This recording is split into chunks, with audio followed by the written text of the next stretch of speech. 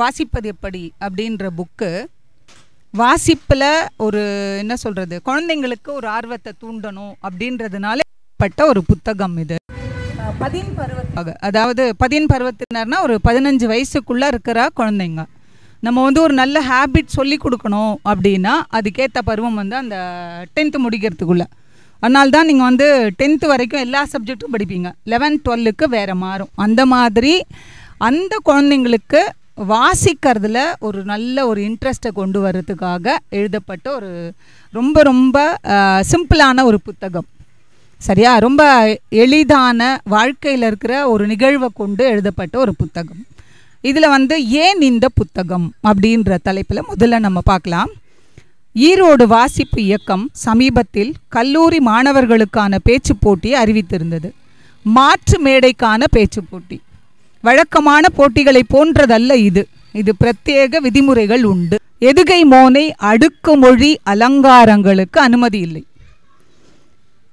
என்னன்னா, ஆன்றோரே, என் போன்றோரே, இங்கு அமர்ந்திருக்கும் சான்றோரே அப்படின்லாம் பேச. சரியா? அடுத்தது, மிகையான உணர்ச்சி பிளிரல்கள் கூடாது. ரொம்ப அப்படியே உணர்ச்சி வசப்பட்டு பேசுறதுலாம் இருக்கக்கூடாது. இப்படி தாங்க அன்னைக்கு ஒரு நாள் ஒரு பட்டிமன்ற மேடைகளில் அவிழ்க்கப்படும் புளித்த ஜோக்குகளை இருக்கக்கூடாது.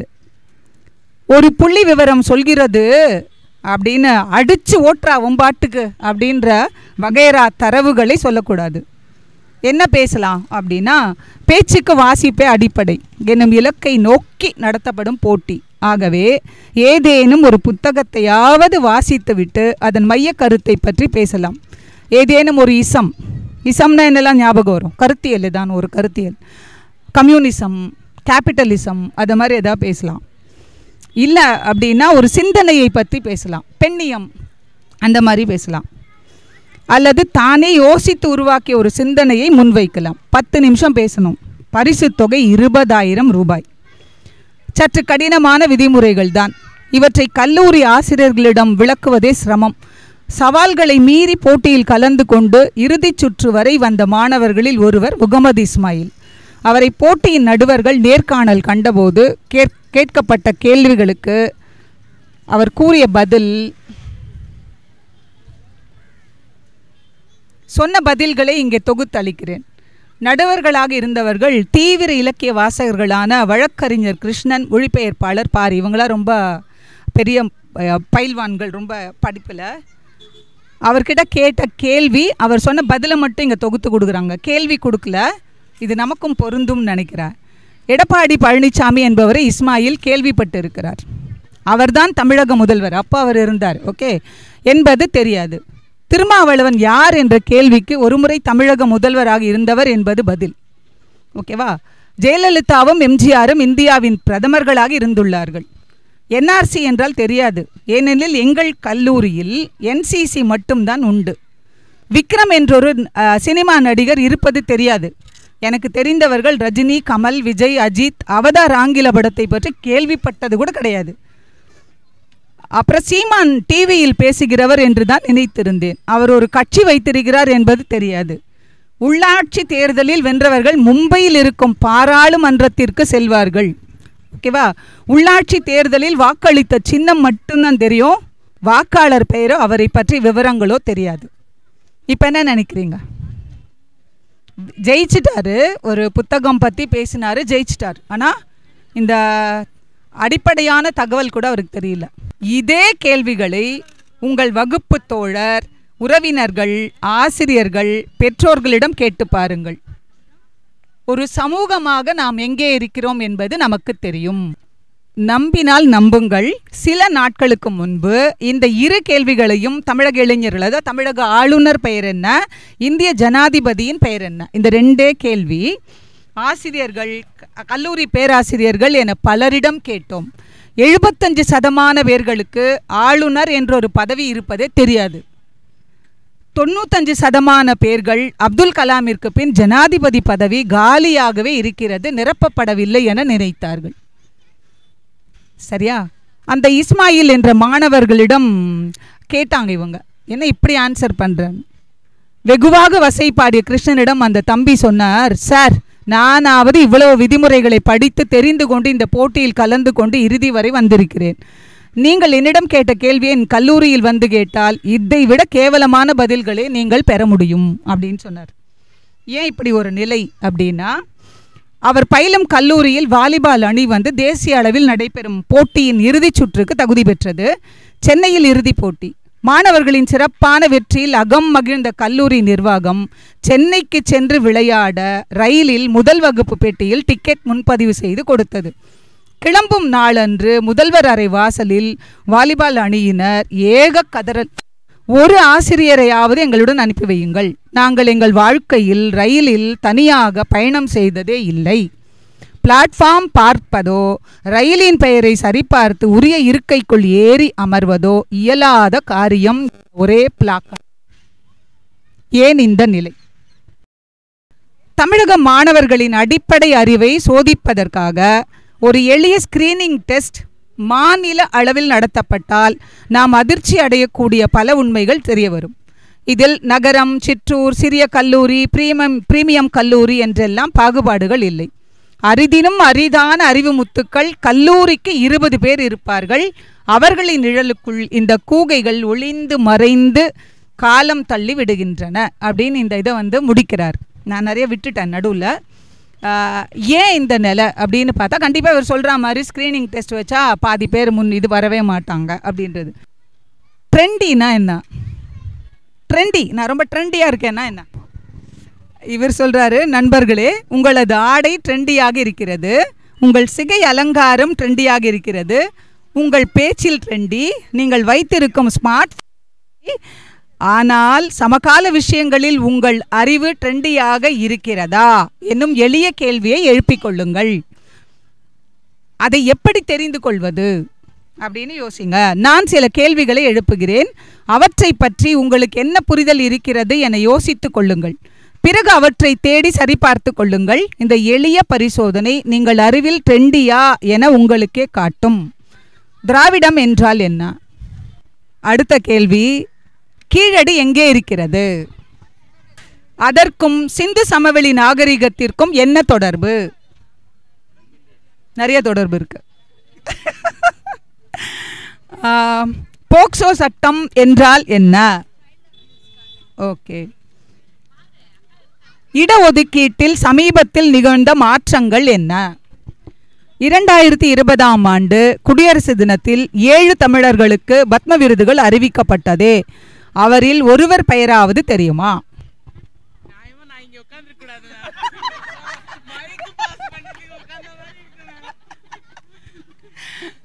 அடுத்த கேள்வி போயிடலாமா? யாருக்காவது தெரியாது, எனக்கும் தெரியாது. ஓகேவா? அவர்கள் செய்த சாதனை என்ன? ஸ்மார்ட் சிட்டி என்றால் என்ன? என்ஆர்சி மசோதாவில் இஸ்லாமியர்கள் ஆட்சேபிக்கும் பகுதி என்ன? அடுத்தது என்ஆர்சி. குதிரை பேரம் என்றால் என்ன தெரியுமா? பாக்ஸ் ஆபீஸ் கலெக்ஷன் என்றால் என்ன? அதை எப்படி கணக்கிடுகிறார்கள்? அவங்க சொல்றதாங்க. டாப்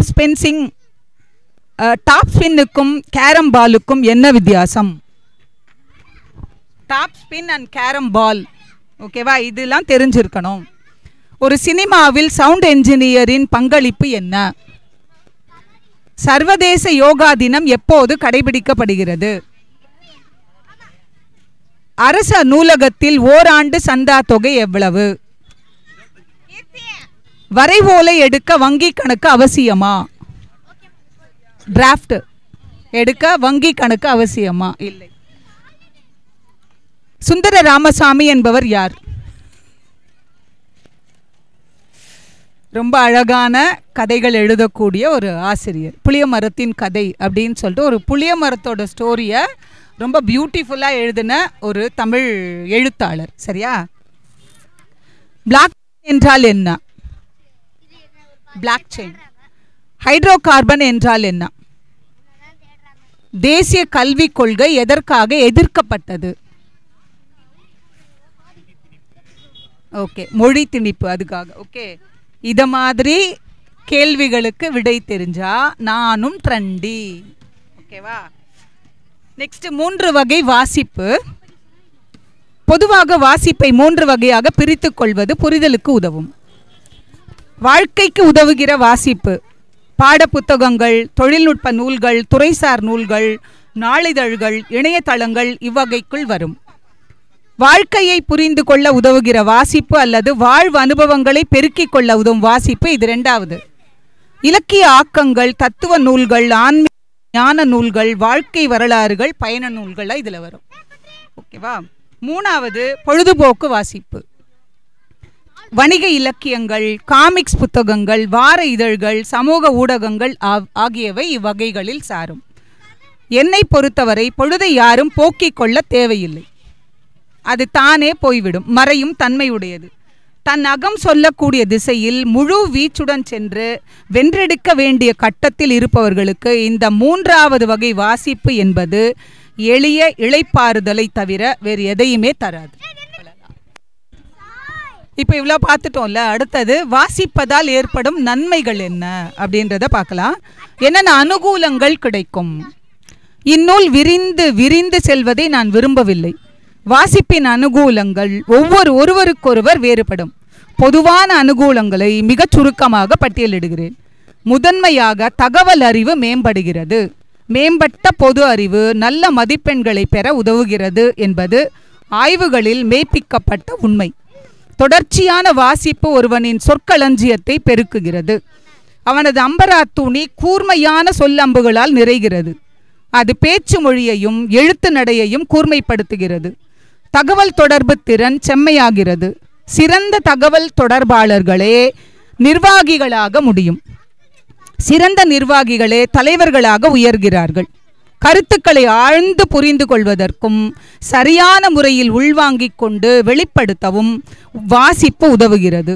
சிந்திக்கும் முறை, சிந்தனையில் ஏற்படும் இடர்கள், விவாத நெறிமுறைகள், தர்க்க ஒழுங்கு ஆகியவற்றில் பயிற்சி பெற உதவுகிறது.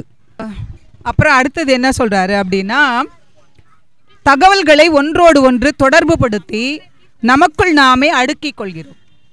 கண்டிப்பா அதுவும் நடக்கும். இது ஞாபக சக்தியை அதிகரிக்கிறது. உதாரணமாக, போரும் அமைதியும் வாசித்துவிட்ட ஒருவனின் மூளைக்குள் அனிச்சையாகவே ரஷ்யா மற்றும் பிரான்சின் வரலாறு இன்ஸ்டால் ஆகி விடுகிறது. எங்கேயாவது ஒரு போராட்டம் பற்றி படிக்கும் பொழுது நம்ம ஊரில் ஏதானும் படிச்சிருப்போம், முன்னாடி ஸ்கூலில் யாராவது பேசியிருப்பாங்க, ஃப்ரெஞ்சு புரட்சி பற்றி நடத்தியிருப்பாங்க ஹிஸ்ட்ரி மிஸ்ஸு. அதை நம்ம என்ன பண்ணுவோம், கோஆர்டினேட் பண்ணிப்போம். அதை சொல்கிறாரு. ரஷ்யா மற்றும் பிரான்சின் வரலாறு இன்ஸ்டால் ஆகி விடுகிறது. பிறகு உலக வரலாறின் மையப்புள்ளியாக அந்நாவலை வைத்து கொண்டே முன்னும் பின்னும் ஊஞ்சலாட முடிகிறது. வாசிப்பதன் வழியாக நீங்கள் ஆளுமை ஆகிறீர்கள். நீங்கள் ஒரு பர்சனாலிட்டியாக உங்களை டெவலப் பண்ணிக்கிறீங்க. 1000 பேர் எக்கனாமிக்ஸ் பயிலும் ஒரு கல்லூரியில் ரிச்சர்ட் தாலரை வாசித்த ஒருவர் இருப்பார் எனில் அவர் நிச்சயம் தனித்துவமானவர். சந்தை பொருளாதாரத்திற்கும் மக்களின் உளவியலுக்குமான தொடர்பை மனதில் இருத்தி கொள்கிறார். பிறகு அவர் ஒரு சாமானியனைப் போல சிந்திப்பதில்லை. என் உரைகளில் வழக்கமாக ஒரு கேள்வி கேட்பேன். ஷீலா எனும் பெயரில் உங்களுக்கு தெரிந்து பிரபலம் யாரையாவது சொல்லுங்கள்.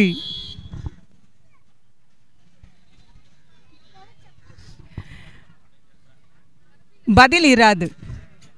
கேரள நடிகை என்பேன். பதில் வராது. ஜெயலலிதா தெரியுமா என்றால் ஆர்ப்பரிப்பார்கள். ஜெயலலிதா மறைந்த போது நடிகர்கள் ஏற்பாடு செய்த இரங்கல் கூட்டத்தில் செம்மீன் ஷீலா உரையாற்றினார். அவர் உற்ற தோழர். அப்போது அவர் சொன்ன தகவலை பொருத்தப்பாடு கருதி இங்கே தருகிறேன். ஷீலா நடித்த செம்மீன் மலையாளத்தில் வெறித்தனமான ஹிட். இங்கே ஜெயலலிதாவும் தொடர்ச்சியாக பல படங்களில் பிஸியாக நடித்து கொண்டிருக்கிறார். ரசிகர்கள் உன்னை பார்க்கத்தானே தியேட்டருக்கு வருகிறார்கள். ஹீரோ பெயருக்கு முன்பு உன் பெயரை போடச் சொல் என ஜெயலலிதா அப்போதே அவருடன் விவாதம் செய்வாராம். படப்பிடிப்பு இல்லாத ஞாயிற்றுக்கிழமைகளில் செம்மீன் ஷீலா சென்னைக்கு வந்து விடுவார். இருவரும் வர்தா அணிந்து கொண்டு சென்னையை வலம் வருவார்கள். இருவரிடமும் போதிய அளவு பணம் சேர்ந்ததும் வீடு கட்ட முடிவெடுத்தார்கள். ஒரு ஆர்கிடெக்டை தெரிவு செய்தார்கள். நீங்கள் வீட்டை எப்படி கட்டுவீர்களோ தெரியாது. வாசல் கேட்டை திறந்ததும் வீட்டு முற்றத்தில் எனக்கு மிகப்பெரிய ஃபவுண்டன் வேண்டும் என்றார் ஷீலா.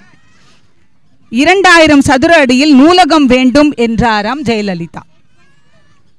அதான் டிஃபரன்ஸ். அதுதான் வேதா இல்லம். ஒப்பு நோக்க ஷீலா 10ஆம் வகுப்பிற்கு மேல் படிக்காதவர். உடன் நிற்க குடும்பம் என ஒன்றிராத சிங்கிள் மதர், வளர்ப்பில் வளர்ந்தவர். இன்றைய தலைமுறைக்கு ஷீலாவை தெரியாது. அவர் நடிகை என்ற எல்லையோடு நின்று கொண்டார். ஜெயலலிதா மங்கா புகழுடன் இந்தியாவின் 3வது பெரிய கட்சியின் தலைவராக, பலமுறை வென்ற முதல்வராக மக்களின் மனங்களில் சிம்மாசனமிட்டு அமர்ந்திருக்கிறார். அக்கால படப்பிடிப்பு தளங்களில் எடுக்கப்பட்ட கருப்பு வெள்ளை புகைப்படங்களில் கையில் ஜெஃப்ரி ஆர்ச்சருடன் அமர்ந்திருக்கும் ஜெயாவின் புகைப்படங்களை எவரும் இணையத்தில் தேடி காணலாம். மணிரத்தினத்தின் 20 திரைப்படத்தில் ஜெயலலிதாவின் வாசிப்பு பழக்கம் சித்தரிக்கப்பட்டுள்ளது. ஜேவின் மரணத்திற்கு பிறகு அவரது இல்லத்திற்கு நெடுங்காலம் நாளிதழ்களை சப்ளை செய்த ஒருவரை பேட்டி கண்டவர் சொன்னார், ஜெயலலிதா டைம்ஸ் இதழை விரும்பி வாசித்தவர். உலகின் செல்வாக்கு மிக்கவர்களை பட்டியல் போடும் இதழ் அது. நாளிதழோ பத்திரிகையோ ஒரு நாள் தாமதமானாலும் சில முறை அவரே நேரடியாக அழைத்து விசாரிப்பாராம். அரசியல் நோக்கராக ஜெயலலிதாவின் தேர்தல் வெற்றிகளுக்கு காரணமாக அமைந்த வியூகங்களை ஆராய்கையில் சீன மொழியில் எழுதப்பட்ட புகழ்மிக்க நூலான போர்க்கலை, கௌடில்யரின் அர்த்த சாஸ்திரம், நிக்கோலஸ் மாக்கியவல்லியின் பிரின்ஸ் ஆகிய நூல்களின் தாக்கத்தை உணர முடிந்தது. வாசிப்பது வெற்றியாளர்களின் இயல்பு. வாசிக்க துவங்கும் ஒருவனுக்கு இறைவன் அளிக்கும் வரமாக சாதனையாளர்களின் தொடர்பு கிடைத்து விடுகிறது. இதில் என்னோட அனுபவத்தை கூட நான் சொல்லலாம். ஏன்னா நான் பள்ளியில் ஆசிரியராக இருந்த வரைக்கும் நிறைய படிக்க முடியாது, கொஞ்சம் தான் படிச்சிருக்கேன். ஏன்னா பள்ளி வேலையே நிறையா இருக்கும், நிறையா டைம் எடுக்க முடியாது, தூக்கத்தெல்லாம் கெடுத்துட்டு படிக்க மாட்டேன், அதனால் படிக்கல. ரிட்டையர்மெண்ட் ஆகிறதுக்கு முன்னாடி, அதாவது அந்த கொரோனா டைம் வந்தபோது டைம் இருந்தது. ஆன்லைன் கிளாஸு கொஞ்சமாவது நம்மளை ஒரே இடத்துல உட்காந்து கிளாஸ் எடுத்து ஸ்டூடெண்ட்ஸை பார்க்காம அந்த ஒரு மனநிலை ரொம்ப ஒரு இதில் இருந்தது. அப்படியே இருந்தால் டிப்ரெஷனில் கூட போயிருப்போம் நாங்கள்லாம். அப்போ இந்த வாசிப்பை நேசிப்போம்ன்ற குழுவில் இணைந்தேன். அந்த குழுவில் எல்லாருமே அழகாக வாசிப்பாங்க, அதை பற்றி விமர்சிப்பாங்க, நிறைய பேசுவாங்க, அதை பற்றி நிறைய ஆளுமைகள் இருக்காங்க. அவங்களால என்னுடைய அந்த என்ன சொல்கிறது, மாணவர்களை பார்க்காத மன வருத்தம், அந்த மன அழுத்தம் எல்லாத்தையுமே நான் போக்கிக்கிட்டேன். அதனால் அது கண்டிப்பாக நம்முடைய இதை சர்க்கிளை பெருசாக்கிடும், சுற்றி இருக்கிற மக்களுடைய இதை நமக்கு தொடர்பை அதிகப்படுத்தி கொடுத்துரும். அதுதான் இவர் சொல்கிறாரு. செய்தி வாசிப்பவர்கள் எனில் கேள்விப்பட்டிருப்பீர்கள். கணவனும் மனைவியும் மென்பொருள் துறையில் பணியாற்றுவார்கள். கணவனுக்கு இரவு பணி, மனைவிக்கு பகலில். மனைவி வீட்டில் இல்லாத பகல் வேளையை பயன்படுத்தி கொண்டு இணையத்தில் போலி கணக்கை துவக்கி நட்சத்திர ஹோட்டலில் வேலை வாங்கி தருகிறேன் என பல பெண்களிடம் மோசடி செய்தார் அந்த இளைஞர். அவர் அளித்த வாக்குறுதிகளை நம்பி தங்களது அரை நிர்வாண வீடியோக்களை ஆயிரக்கணக்கான பெண்கள் பகிர்ந்து ஏமாந்தனர். 10 நிமிடங்களாவது செய்தி வாசிக்கிற பழக்கம் இல்லாதவர்கள் என்பது வெள்ளிடை. அந்த மாதிரி ஏமாந்தவங்க எல்லாருமே படிக்காதவங்க. நாட்டையே அதிர வைத்த பொள்ளாச்சி சம்பவத்திலும் கூட பெண்களின் அறியாமை தானே அவர்களை சிக்கலில் கொண்டு விட்டது. நீங்கள் சமகால விஷயங்களில் அப்டேட் ஆகி இருக்கிறவர் என்றால் உங்கள் குடும்பத்தின் எந்த ஒரு முக்கியமான முடிவும் உங்களை கலந்து எடுக்கப்படும். தம்பி, இந்த ஷேரை வாங்கலாமா? இந்த துறையில் முதலீடு செய்யலாமா? இந்த ஏரியாவில் நிலம் வாங்கலாமா? இந்த பொருளுக்கு ஏஜென்சி எடுக்கலாமா? தம்பியை இந்த கோர்ஸுக்கு சேர்த்து விடலாமா? இந்த பயிரை சாகுபடி செய்யலாமா? இந்த காரை வாங்கலாமா? கோடை விடுமுறையில் எங்கே போகலாம்? அக்காவுக்கு இந்த சம்பந்தம் சரியா இருக்குமா? எவ்வளவு பெரிய பெருமை! படிப்பதனால் வருகின்ற பெருமை. உங்கள் வகுப்பு தோழர்கள் தங்கள் வாழ்வின் முக்கிய முடிவுகளை உங்களை கலந்தாலோசித்த பிறகே எடுப்பார்கள் என்பது எத்தனை பெரிய பெருமிதம்! வீட்டிலும் நாட்டிலும் நட்பு சூழலிலும் உங்களுக்கென ஒரு முக்கியத்துவம் உருவாவது எத்தனை மகிழ்ச்சிகரமானது! வாசிக்கும் இளைஞன் வழிகாட்டும் தலைவன் என்பார்கள். நெக்ஸ்ட் போயிடலாமா? வேலை வாய்ப்பு. வாசிச்சா என்ன வேலை வாய்ப்பு கிடைக்கும்? ஓகே. சில மாதங்களுக்கு முன்பு உத்தரப்பிரதேச காவல்துறை 88 பணியிடங்களுக்கு அறிவிப்பு செய்திருந்தது. அதற்கு 80,000த்திற்கும் அதிகமான விண்ணப்பங்கள் குவிந்தன. அதில் ஆச்சரியமில்லை. இந்தியா போன்ற பெரிய நாட்டின் பெரிய மாநிலத்தில் இது சாதாரணமானது. விண்ணப்பித்தவர்களில் சுமார் 40,000 பேர் முதுகலை பட்டதாரிகள். அதிலும் ஆச்சரியமில்லை. முதுநிலை பட்டம் என்பது இன்று சாதாரணமான ஒன்று. 30,000 பேர் இளங்கலை இளங்காளைகள். டிகிரிக்கு என்ன பெரிய வேல்யூ? அதிலும் ஆச்சரியமில்லை.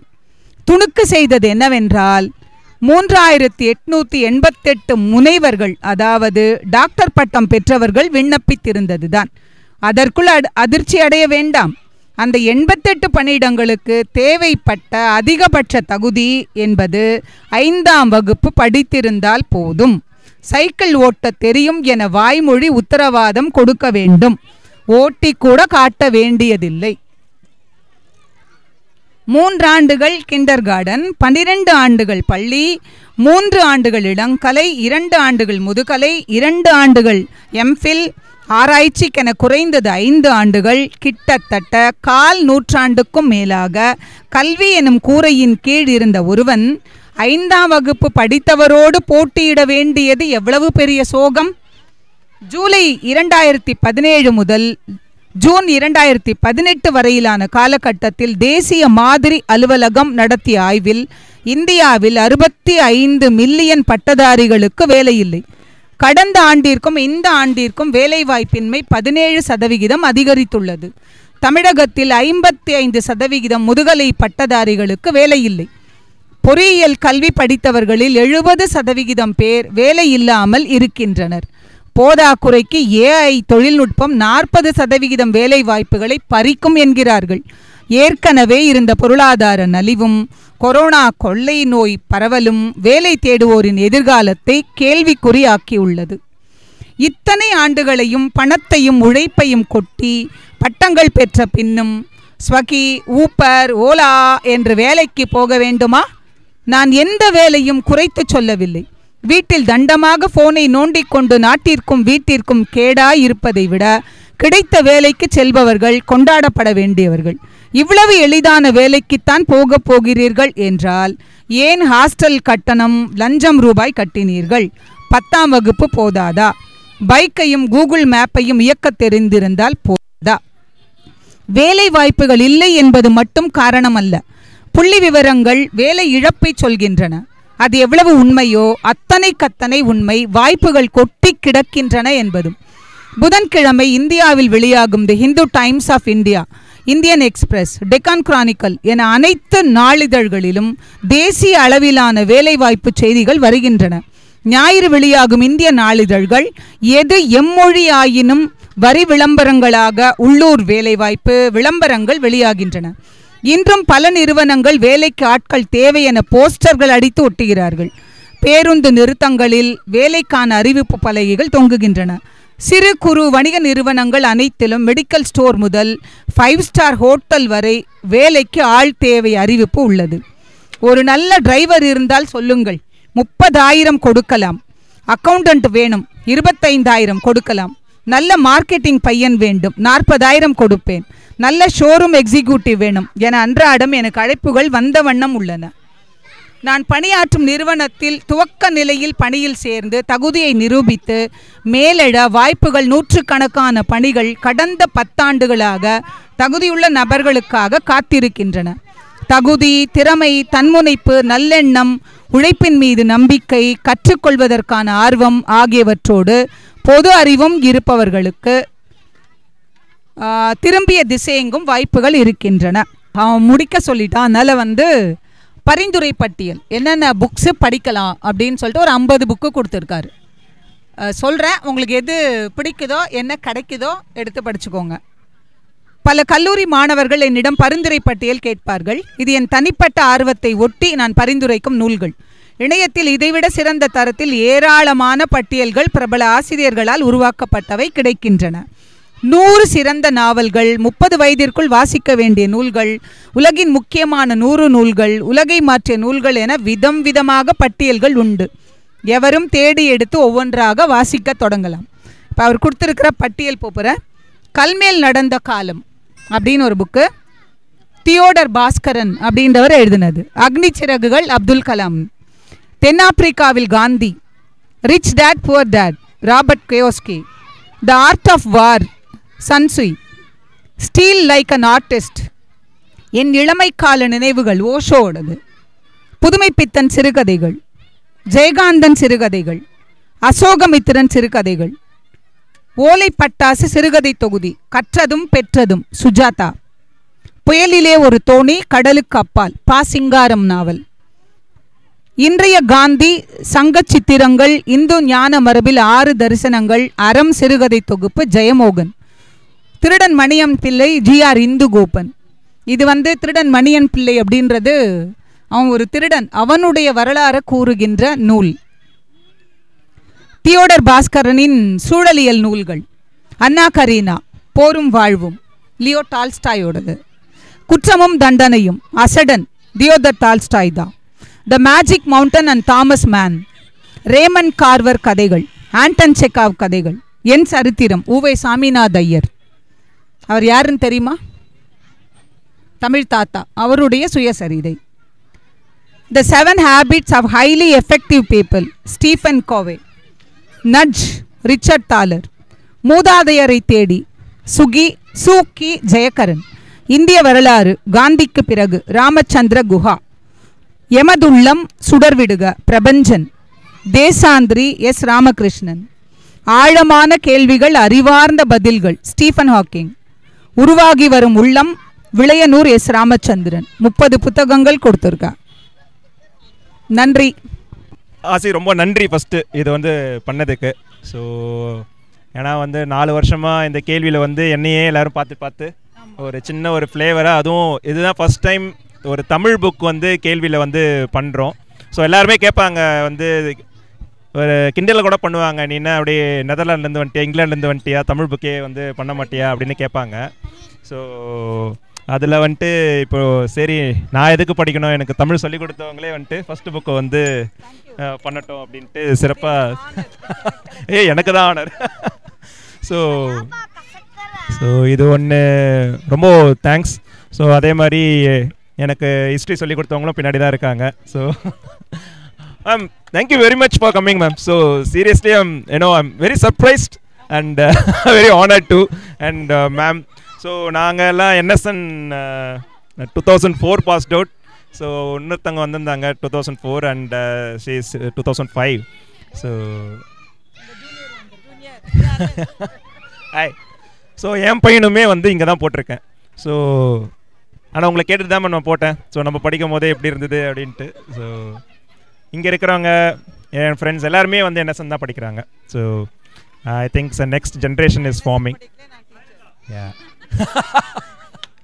No, I quickly share something which Vidya asked me. So இது என்ன கேள்வினா என்ன, so why I started this, what is the aim of this அப்படின்ட்டு. So when I was in school or in college also, book club ன்றது it's not a new thing. So everywhere it is there, and even in NSN is known for clubs. So நான் ஒரு ஸ்கூலில் send balls ஸ்கூலில் படித்தேன். Then I moved to NSN in higher secondary. So that time I was fascinated to see so many clubs, science club, Tamil club, Rabindranath Tagore club, so அந்த மாதிரி. So the problem with the club is, ஒரு பிகினராக உள்ளே போனோம் அப்படின்னா, so there is some hesitation and people are not inclusive. So that I saw, particularly in the book club. So ஒரு book club உள்ள போனோம் அப்படின்னா அங்கே இருக்கிறவங்கலாம் புக் படிச்சிருப்பாங்க. சடன்லி ஒரு அவுட் ஆஃப் த ப்ளூ அவங்க புக்கை பற்றி பேச ஆரம்பிச்சிடுவாங்க. ஸோ நம்ம போய் உட்காந்தோம் அப்படின்னா பர்டிகுலராக இங்கிலீஷில் வேறு பேசுவாங்க. ஸோ அங்கே போனோம் அப்படின்னா கண்டிப்பாக ஒரு ஆட் ஆன் அவுட் மாதிரி ஒன்று இருக்கும். ஸோ நம்ம ஒரு பிகினிங்கே அடித்தோம் அப்படின்னா அங்கேருந்து நம்மளுக்கு மோட்டிவேஷனே கிடைக்காது. ஸோ அதுக்கப்புறம் நம்ம அப்படியே பின்னாடி வந்துடுவோம். ஸோ அது நான் ஸ்கூலில் பார்த்தேன். தென் என் காலேஜ்லேயும் அதே தான் பார்த்தேன். என் கூடயே சுற்றிக்கிட்டு இருக்கவன் சினிமாவுக்கு வருவான், விளையாட வருவான், ஆனால் புக்கு மட்டும் படிக்கிறதுக்கு எதுவும் இன்ஃப்ளூயன்ஸ் பண்ணதே கிடையாது.